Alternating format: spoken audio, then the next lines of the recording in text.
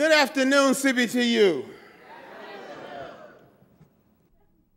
Let me give a shout out to our host city, Chicago, and the host chapter, the Chicago chapter of CBTU, led by the great Bob Simpson, one of the pillars of our organization that has been here from the beginning. Before I begin my report, I want to say a few words about how special this city is to CBTU's history. It is our birthplace, as many of you know, the place where a new, independent, bodacious organization sprung into life some 44 years ago to speak for millions of black workers in unions across America. Chicago will always be the Mecca we return to refocus on our founding mission. Bill Lucy, I can hear the booming voice of the late, great Charlie Hayes calling to order the first historic conference at the LaSalle Hotel. I need to take a moment, though, to recall two CBTU champions, Vernon Watkins and Carol Anderson. The memories are so vivid and the loss still so fresh.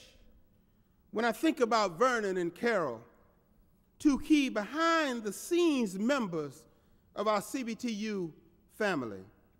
Both Carol and Vernon, they touched so many lives in the movement and beyond. They are truly irreplaceable. They will be missed but never forgotten. I just want to take a moment of silence for Carol and Vernon and all the other brothers and sisters that were here around last year but are not here with us in person today. Could we just have a moment of silence? And when I look at what happened in Ferguson and then I look at what happened in Baltimore, I see where the state's attorney came out, and this ain't in my remarks, but the state attorney in Baltimore came out and she said, look, I'm bringing all of them up on charges.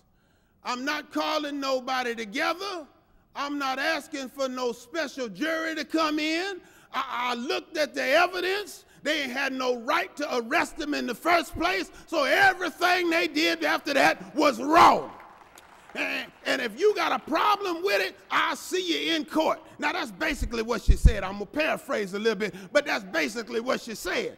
Now, look at what's the difference between Ferguson, New York City, and Baltimore. It wasn't a young sister calling the shots. But the best part about it is, it ain't about white cops and black folks. If I recall, there was 3 white cops and 3 black cops. And the young sister said, I don't care what color you is, wrong is wrong, y'all killed them and you're gonna pay for it.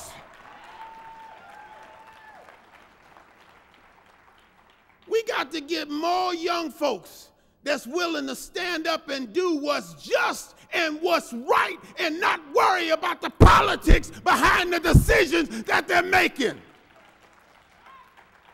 While 1 in every 106 white males 18 and older is incarcerated, 1 in 15 black males over 18 are locked up somewhere on any given day. That's somebody's son, that's somebody's father, that's somebody's uncle, that's somebody's boyfriend, that is somebody's husband. The sad truth is there's always a cage waiting for the next black body. I'm sure some of you have been touched in some way by the lock 'em up mentality created by the failed war on drugs. The only winner is the prison industry complex that rakes in at least $15 billion a year. $15 billion a year in profits off of us for selling a little weed. Something wrong with that picture. from Ferguson to Baltimore to the shanty towns on the outskirts of Paris. The flames of resistance are burning and getting stronger. People are just sick and tired, as Fannie Lou said, of being sick and tired. Just sick and tired of being taken advantage of, sick and tired of being abused and misused, sick and tired of being cast away. People are speaking up, rising up, marching for fundamental change. Mothers are dragging their children, their sons, away from mischief to save their lives. And I wish, as somebody said, we ought to just send the mothers in, because some of these mothers, y'all know, y'all in the audience, can clear up some problems around this country and around this world. Just send the mama in and grab that boy and slap him upside his head. Every time I turn around, I see folks talking about child brutality, and you ain't supposed to slap your children, you ain't supposed to whip your children. Well, everybody was jumping for joy when she was out here whooping his behind. Black folks, white folks, brown folks, yellow folks, Republicans, Democrats, get them! And speaking of Congress, I want to give a well-deserved shout-out to the members who voted to protect American workers from unfair trade deals negotiated in secret. Give them a hand. There's a few of them that stood up for us. There's a few of them that did the right thing. Now, don't get me wrong. I love my president. I admire his patience. I respect his desire to have fast-track authority to get his signature trade deal, but. Y'all know we all got them cousins who go a little crazy from time to time.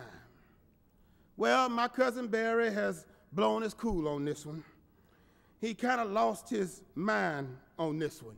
I'm with him like 99% of the time, but this one, I don't know who he's talking to. I don't know who he's getting his counsel from, but he done just really messed up. How in the hell can he go along with something that the entire labor, I mean, there ain't one union, every now and then you can get one union to break away. There ain't one union that's telling anybody that this is a good deal. There ain't one person that's lost their job that's saying this is a good thing. There ain't one person that thinks fast track is a good thing, because there ain't not one of us want to lose one or more of our jobs overseas to this fast track.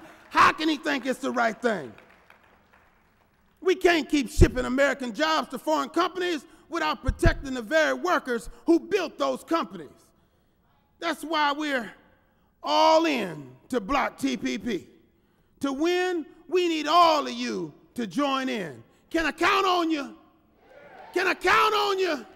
Can I count on you to call your congressman? Can I count on you to give your senator hell? Can I count on you to let them know that we're going to stand against fast track?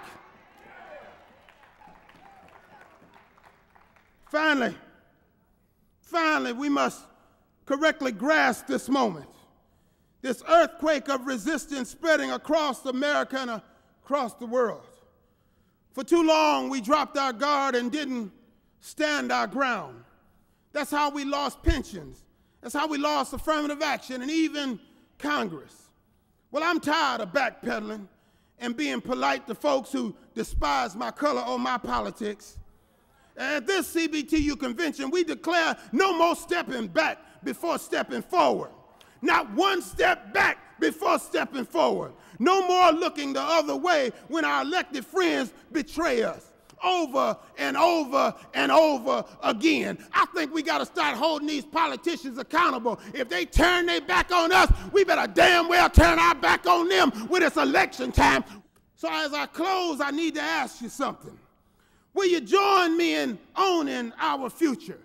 Will you join me in owning our community? Will you join me in making our community better? when you join me in changing our movement to be a more progressive movement that ain't gonna take no, excuse me, Reverend, shit from nobody, will you join me in making a change in this labor movement that we have in this country? Will you join me in standing up at your local level? Will you join me in making a change at your national level? Will you join me in letting labor know that CBTU is going to be the lead organization that's going to change the way we do business? Make sure that this country lives up to its creed. It said we hold these truths to be self-evident that all men are created equal. We are all men. We are part of this country. Stand with me and don't educate, don't incarcerate, educate. Will you join me? Will we make a difference? Will CBTU be the change agent? Remember, weeping may endure for a night, but joy cometh in the morning. And I'm looking out to the east, and I see the sun coming up. It's almost morning time, CBTU. It's almost morning time. It's time for us to shine. God bless you.